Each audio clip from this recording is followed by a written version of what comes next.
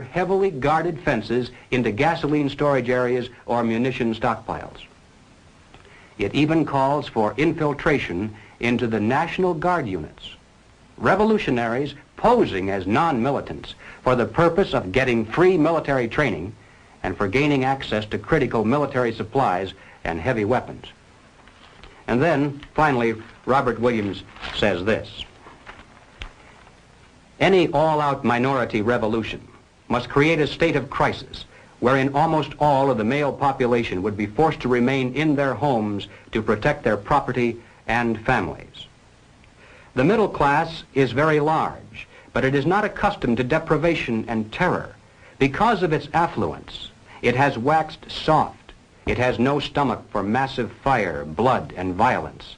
The motive force behind its life drive is its endless pursuit of prestige, conspicuous consumption, and sensual pleasure.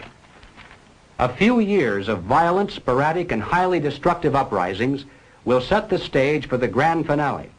After the stage is properly set through protracted struggle, America could be brought to her knees in 90 days of highly organized, fierce fighting, sabotage, and massive firestorm. Now, ladies and gentlemen, no evaluation would be complete if we failed to note that the communist blueprint calls also for white retaliation and violence in the black communities. It's a very important objective for the Communist Party. So far, they've only been able to involve a small percentage of our Negro people in this war of national liberation. The great majority want no part of it in any form. But the one sure way to change that is to have white vigilante groups striking into the Negro sections supposedly to seek revenge. We mustn't kid ourselves into thinking that the communists have placed their agitators only into the black communities. They're working both sides of the street. They want hatred, violence, and bloodshed between the races, and they don't care how they get it or whom they use, even children if necessary. Part of the plan calls for commando squads of black revolutionaries to drive into the white residential areas and shoot little children playing on the sidewalks for the sole purpose of drawing out of the white communities violent retaliation into the black communities. Now, this is extremely important to the communists. They must have it, for in this way they plan to unite the entire Negro population for protection behind the militant minority. It's not a very pretty picture, but it's one we need to understand, so that no matter what happens to us or to our families, God willing, we'll have the strength at least to avoid doing anything that would play further into the hands of the communists. Ladies and gentlemen, the plans and preparations for a communist revolution of force and violence are far advanced. The organization behind these preparations has almost unlimited financial resources, and it provides both training and leadership based upon years of experience in many other countries. Our enemies are deadly serious about their task, and it's nothing short of national suicide for us to continue to ignore their plans and their progress. Well, all right, having said this, now I'm going to qualify it somewhat by turning to conclusion number 3. As important as the strategy for violent revolution is, and it certainly cannot be overstressed, nevertheless, the strategy for nonviolent revolution is even more important to the communists and more potentially fatal to us. So let's turn next to that part of the total picture. Ladies and gentlemen, as pointed out previously, the communists can never hope to come to power over the entire United States through a so-called war of national liberation of a minority population. They can capture a large portion of it, and they can create an awful lot of chaos and destruction everywhere else. But to take the country as a whole will require an entirely different approach. The violent revolution becomes of primary value to the communists to the extent to which it can be used to condition the masses psychologically to accept the nonviolent revolution, which is offered supposedly as the only alternative. Hoping to avoid further violence and bloodshed, the public is to be pressured into accepting measures that will move the country gradually and legally toward communism, but without calling it that.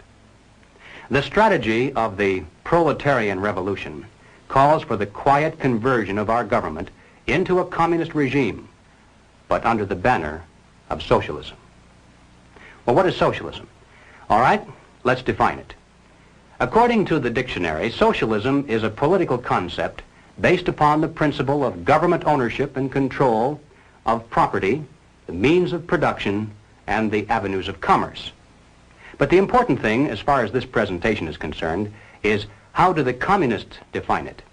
And this is where many people are surprised to learn that the communists have an entirely different meaning for the word socialism than the average American has. Did you know that there isn't a single communist country in existence anywhere on earth? That's right, not one. Russia isn't a communist country. Red China isn't. Cuba certainly isn't. These are socialist lands. That's how communist leaders always describe them. You see, according to the teachings of Karl Marx, communism will come to this world only in some future utopian era, when men will have learned to live together in perfect harmony, when they'll no longer be greedy or competitive, when they'll want to share equally with their fellow human beings and have nothing better than anyone else. When this comes to pass, there'll no longer be any need for police or for government of any kind. And then, he said, the state will wither away.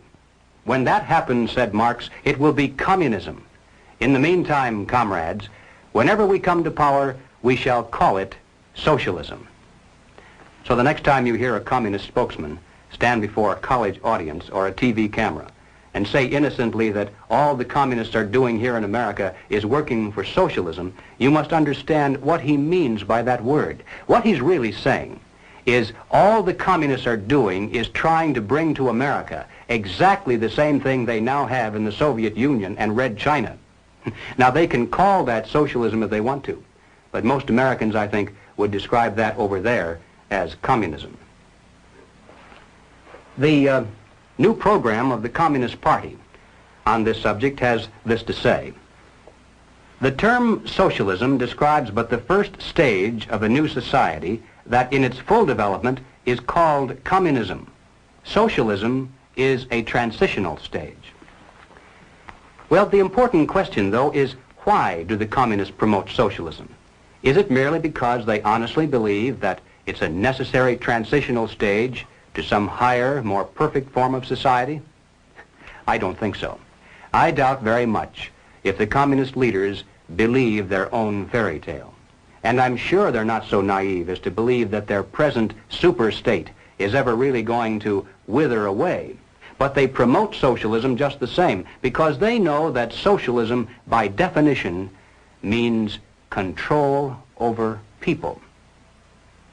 If the government owns and controls all property, all means of production, and all avenues of commerce, then it controls all people. If we're dependent upon the government for our food, our clothing, our shelter, our jobs, our medical care, then we're far more effectively controlled by those who hold political power than if they stood over us with soldiers and weapons. Some years ago, I happened to attend a meeting where several anti-communist refugees from behind the Iron Curtain were called upon to relate their personal experiences.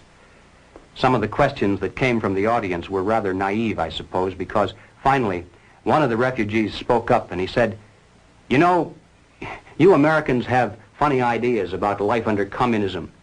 Apparently you think there's a communist soldier standing on every street corner with a rifle and bayonet to keep the people in line. But this isn't so." He said, "Oh, sure, in the beginning there were plenty of soldiers and executions and deportations to slave labor camps, but we don't see much of that anymore. The open violence lasted only for about a year or a year and a half, and then the anti-communist leadership was liquidated. And now, to the casual observers, there's a great deal of apparent calm and freedom." For instance, he said, "I lived in the largest city in the country. We had a large park there directly across the street from a beautiful church." He said they left one church open, one in the entire country, primarily for guided tours of visiting Americans who had come to see if religion was being persecuted. He said, "Theoretically,